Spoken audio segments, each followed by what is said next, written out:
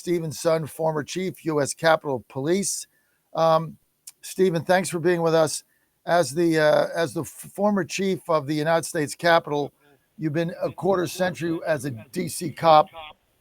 Tell us how calm it is, what the difference the National Guard has made. I live in D.C., and I've told everybody, I've been here 12 months, that the metamorphosis of my city is like nothing I've ever seen. Like, you couldn't even do a TV movie about it. If you had a script and sent it to Hollywood, they'd reject it and say it's impossible, right? Nobody would believe it. Tell us what your thoughts are here, Steve. I was going to say, you're absolutely right, John, and thank you very much for having me on this morning. I've worked with the National Guard extensively, and I got to tell you, the biggest, I think, barometer that'll tell you how well things are in Washington, D.C. is Union Station. If you had gone to Union Station just at the very beginning of the year, let's say January 1st, you came into Union Station, you'd see homeless people around, you'd be concerned for your life, it'd smell like urine, feces, it was a terrible place to visit, and it's the pinnacle of the transportation hub of Washington, D.C. You walk through it today, it's clean, it doesn't smell bad. I was just through there just a couple of days ago, and I was like, wow, what a transformation. But I'm hearing it across the city, and I'm hearing it specifically from some residents, and I'm hearing it from other law enforcement of just how nice it is. You're seeing carjackings down 84%, violent crime down a quarter, 25%. So there is a difference between just the whole federal presence that's going on in the city. So you're absolutely right. You see it. It's just a shame, what's occurred in the last few days. The residents of D.C. that I talk to, of all stripes, all colors, right, all ages, no one has a problem with the National Guard. Only people that have a problem with the National Guard are libtards from Northern Virginia who come here on the metro with masks on and protest. The National Guard is keeping the people safe. If we were to take a poll right now, and it was a secret poll, right, because people are scared, if it was a secret poll, it would get 80 to 20 approval from greater Washington, D.C. residents, Steve. Well, especially if you did that poll in the areas that was most affected by crime. Those are the people that are really seeing the difference, and those are the people whose opinion really means the most to me. But I got to tell you, I was asked to speak at Georgetown University Law Center the evening Charlie Kirk was assassinated. And I was surprised. There was a couple of people in there. There was a council member, Charlie Allen, who is not a big supporter of law enforcement or the D.C. police. There was a person that organized a group called Free D.C., and it was scary, some of the things that they were talking about and trying to indoctrinate these kids with about the military and the federal presence on the streets of Washington, D.C. And they're not, like you said, they're not the ones in the high crime areas. So yeah, you've got a very select group that is very vocal, but they're the ones that are out there against this crime fighting apparatus, which is being very effective. So D.C. has been gone through unbelievable change, all for the better. I mean, it's like I tell people now, people say, where do you live? I said, I live in the safest city in America. And when I came here in December, this thing was a crap hole. You literally couldn't ride the metro. I would never let my wife go out after 5 o'clock, wouldn't let her go on the train, certainly wouldn't let her go on a bus. Now we do all that all the time. We walk to dinner, no problem. Obviously, we had the horrible shooting before Thanksgiving with that Afghan guy that shouldn't have been here, that came from Washington State. Steve, how do we keep this intact? Do we need like 1,000 more cops here from DC? Do we have to pay them more? What's the long-term plan, in your judgment?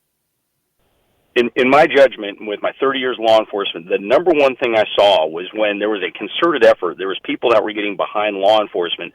I cannot tell you how many D.C. police I talked to that felt like, hey, we're finally allowed to do our jobs.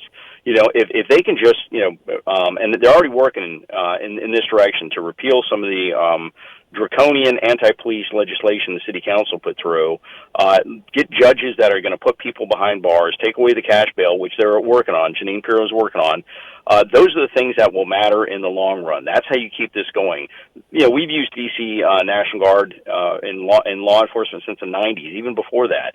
It works. It's nice when we have big peaks, but you want to keep this going, support the men and women in blue, give them good resources, take away the laws that are really impacting them, making them the criminals instead of the criminals, and that's how you keep this thing going. And hopefully they're going in the right direction doing that. How long do you think we should keep the National Guard here? That's a good one. You know what? I think once, again, let's just monitor the crime, see how the crime's doing. Once DC Police gets up to full strength, I think right now they're at about 3,200. Their strength is right around 3,900 officers. At that point, I think we should reassess, and that might be a good time to see how things are going and let the department handle it on their own. We've always had a great relationship with our federal partners, DEA, FBI, everybody else in the city, and that will continue. But the National Guard, I think we just use them for the major events and when we get big spikes in crime, which I don't think we will if we can handle this correctly. So I would say, let the DC Police get staffed up a little bit more, and then let's reassess. So we need about 1,000 cops. Yeah, I would say probably 700-800 would probably be a step in the right direction. 800 DC Police. Now, we've had a problem with applications. I mean, the reason we don't have the 800 is not necessarily a budget issue, it's an application issue. How do we fix that? Again, when you feel like your law enforcement's getting support, you have good leadership. Law enforcement, police officers are leaving agencies primarily because of the leadership within the agency and the support they're getting from the politicians. If the officers feel like they're going to be targeted, they're going to go to other agencies. So they need to change that mindset. They need to get some good leadership in there. They need to hire cops for the right reasons. Cops need to go in there. We need law and order. We need cops to be cops, not social workers all the time. And that's what they need to look at and hire. There's a time and place for de-escalation. There's a time and place for getting people help. When cops are dealing with people, it's usually the worst of their day when you're dealing with them. So you try and help them out as best you can. But there comes a time when the cuffs got to come off, and the cuffs got to go on, and people got to serve some time. So you got to hire the right type of cops. So good leadership, both internal and external to the police department, and hiring the right type of police officers will help support people not leaving the department and retain your best and brightest. Give me your thoughts on when they eliminated cash bail. I'm sorry, can you repeat? Cash bail. Cash bail. I think, when they got rid of cash bail and they implemented this thing called the Youth Rehabilitation Act, that was an absolute disaster. They're putting these people that are involved in shootings immediately back into their neighborhoods, oftentimes before the police officers even finish the reports. So they got to bring back cash bail. People got to be held accountable for their crimes. But that was an absolute disaster. Youth rehabilitation, no cash bail. Things that need to be brought back. Should juveniles be charged as adults if they commit an adult crime in D.C.? Again, that's been on the books for Washington, D.C. for decades. The problem is the U.S. Attorney's Office was very reluctant to ever charge people as adults, and then the problem you run into is the jury pool in Washington, D.C. is very unlikely to then convict them. So you run into a problem there. So yes, I do think when you have children of a certain age and they commit some of the most heinous crimes, because these are reserved for homicides, these are reserved for brutal sexual assaults, brutal kidnappings. Those are the only times you're charging a juvenile, and you're talking 15, 16, 17 years old as an adult. And this is somebody that usually has a long history of crime and lacks the rehabilitation that you think should have happened by now. So it's been on the books. They just need to enforce it. There is a time and place to charge a juvenile as an adult. Can we turn this city around? Again, it's the nation's capital. It should be the premier city in the world. Again, this goes back all to leadership. You got to have the right leadership from the mayor, city council. City council's been an absolute disaster for crime in the city. So I think we can. It's just going to take time. Stephen Sund with us. Steve, thanks for being with us.